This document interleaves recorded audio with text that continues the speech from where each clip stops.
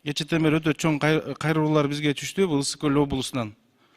Бардыгыбызга белгилүү болгондой, ушул жайдын учурунда жайлоолорубузга 50 сантиметрден ашкан, жарым метрден ашкан өтө чоң катуу кар жаап, ушу жайлоого чыккан биздин малчылардын кыйналып жатканы видеолордон, маалымат каражат булактарынан берилди да. Ошол үчүн Алмаз Акымжанович, эмне чаралар көрүлдү, эмне жардам берилип атат, ошо боюнча да даярданып келсе, эгерде тийиштүү мамлекеттик органдар ошол жака жардамы керек болсо, анда ошол жака да барышсын.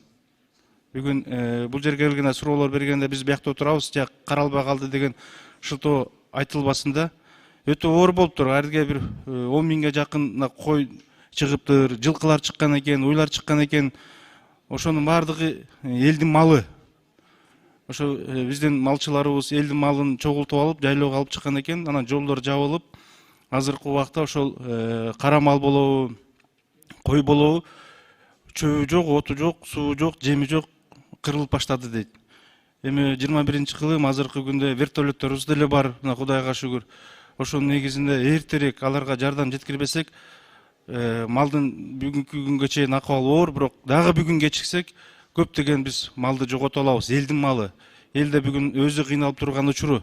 Ошого бир өтө каттык менен жардам бербесек, абал оор болуп калат. Рахмат.